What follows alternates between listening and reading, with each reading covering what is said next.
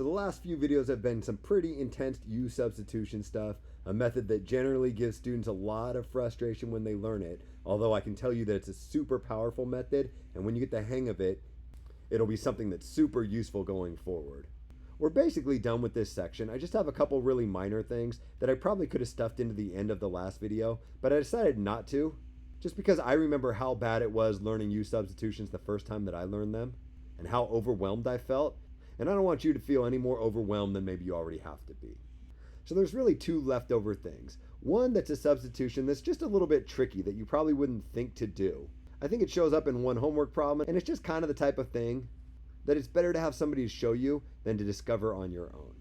And then I want to make the point that everything we've done so far has been these indefinite integrals. We've just been figuring out antiderivatives. But really everything that we've done also works with definite integrals. You could probably figure it out on your own, but I want to show you how to do U substitution with definite integrals as well.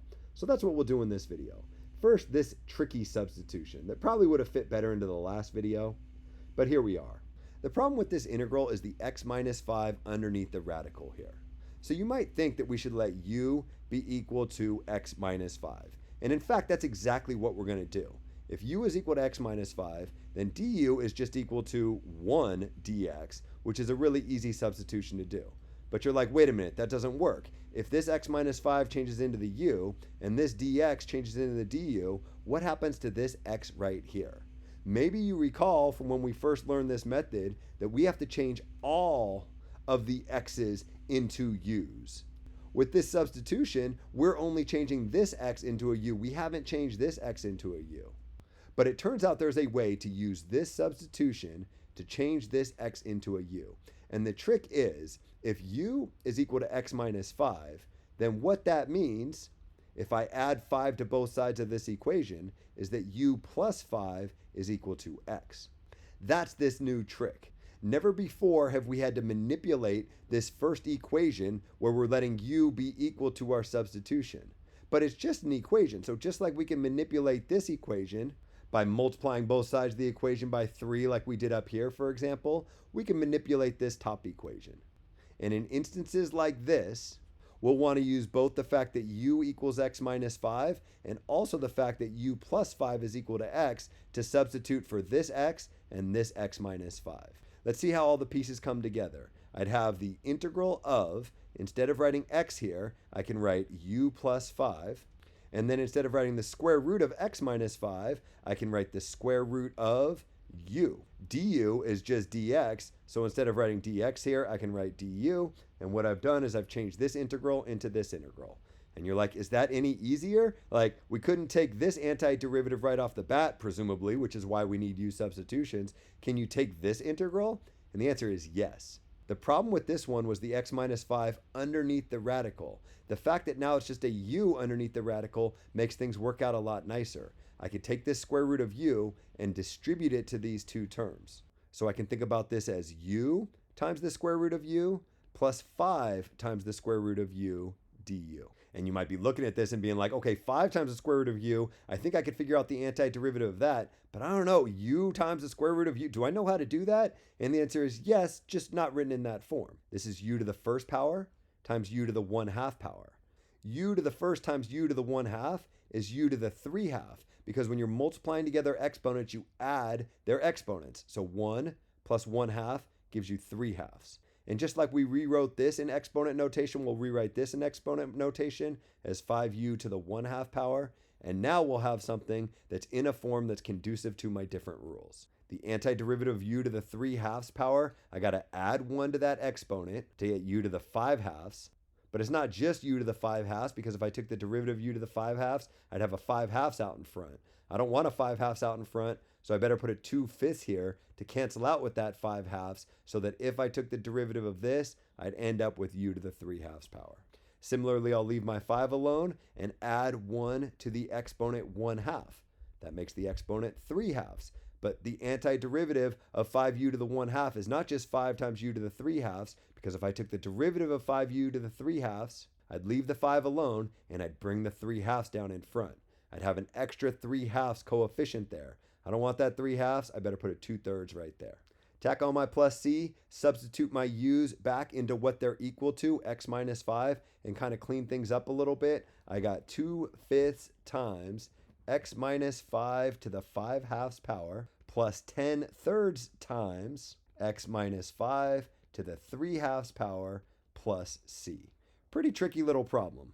It was hard for a lot of reasons, but the reason I really want to stress is this new trick with the substitution, where when you have multiple variables you're trying to change into u's, sometimes it helps to take this statement and solve it for the variable, x in this case.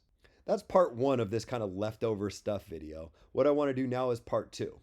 Part 2 of the leftover stuff is not at all related to part 1. Part 1 was just one extra trick that I hadn't shown you so far. Part 2, completely different. What about definite integrals? What if you saw a question like this? How would you tackle a question like this? Well, the short answer is good news. You don't have to do anything different. You just have to be kind of careful in the order that you do things. So the idea with this definite integral is I'm trying to figure out how much area there is underneath this curve from x equals 1 to x equals 2. These two numbers right here are x values. I know they're x values because my variable is specified as x right here. That's never been an issue before that these were x values because we've always had the same variable. But with these u substitutions, what we end up doing halfway through the problem is switching our variable from x to u. But we have to be careful because these are still x's. So the way I like to write this problem is I remind myself that this is x equals 1 to x equals 2 here. I specify my variable and then I do my substitution. I think the substitution you'll want in this specific case is to let u be equal to 2x squared plus 6x plus 1. How do I know that's right? Because if u is equal to 2x squared plus 6x plus 1, then du is equal to 4x plus 6. And 4x plus 6 is exactly 2 times 2x plus 3. And 2x plus 3 dx is exactly what I have up on the numerator here. So du equals 2 times 2x plus 3 dx. I could say half of du is equal to 2x plus 3 dx, and my substitutions will all work out really nicely. Instead of writing this denominator here, that whole thing is just equal to u.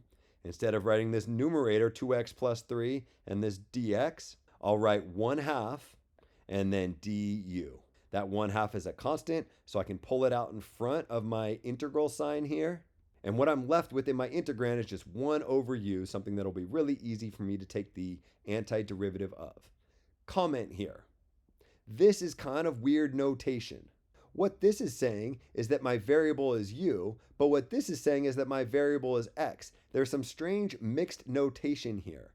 Some teachers don't even like you writing this. What a lot of books will tell you is that if I've switched my variable to u, I should switch my bounds of integration to u as well. I shouldn't say from x equals 1 to x equals 2. I should say from u equals some number to u equals some other number. How would you figure out what those numbers are? Well, when x equals 1, looking at this equation right here, I know that u is equal to 9, right? 2 times 1 squared plus 6 times 1 plus 1.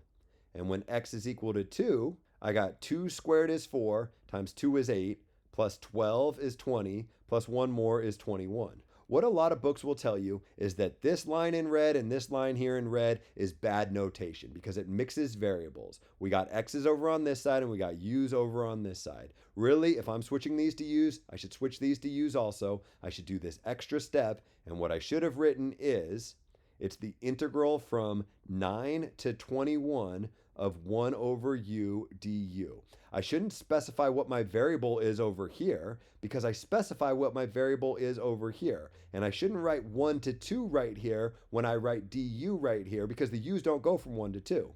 The x's go from 1 to 2. The u's go from 9 to 21. Okay, first of all, that's correct. That's entirely correct. This pink is better notation than this red. But there's no reason you have to do pink. Because think about what my next steps are going to be. If I were to evaluate this definite integral, what I would do is I'd leave the 1/2 out in front, and then I take the antiderivative of 1 over u, that's the natural log of the absolute value of u, and then I'd have to evaluate that from x equals 1 to x equals 2. Right? My fundamental theorem of calculus tells me that the way I evaluate a definite integral is I take the antiderivative and then I evaluate it at the two different endpoints.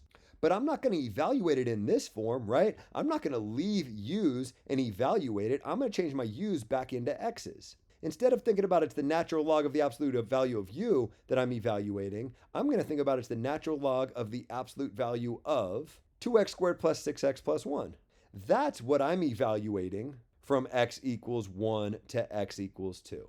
As long as I change my u's back into x's before I go plugging them in, there's no reason I have to switch these endpoints into u's. Yeah, it looks a little bit weird, admittedly, to have u's floating around here and x's floating around here, but as long as you've written x equals here, we know that these aren't referring to u's, so you can't write the natural log of 2 minus the natural log of 1. You have to change the u's back into x's before you plug those in this last step.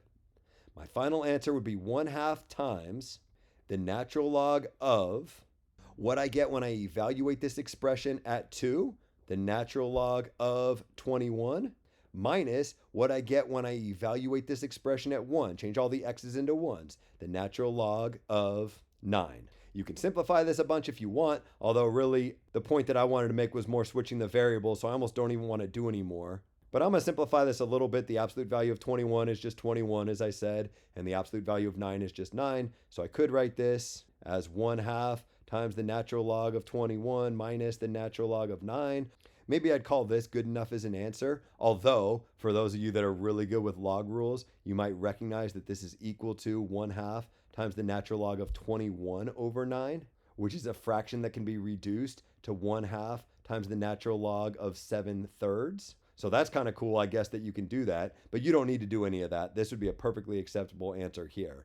The point that I wanted to make is you don't have to switch your bounds of integration from x's into u's, even though every book will tell you that you should, as long as you substitute back before you evaluate. A book would tell you that when you do these substitutions, the u and the du substitution, you should also substitute in your bounds of integration into 9 and 21.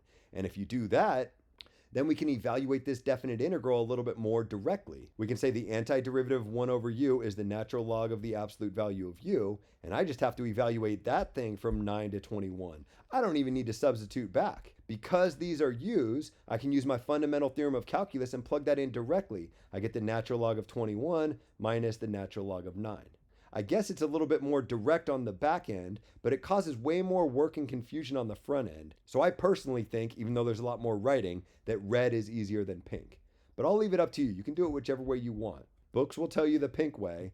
I think it's easier to do it the red way. If you're going to do it the red way, just be really explicit and make sure you're clear between your x's and your u's. When you're changing your integrand from x's to u's, if you're not changing your endpoints from x's to u's, write x equals so that you know they're x's and not u's.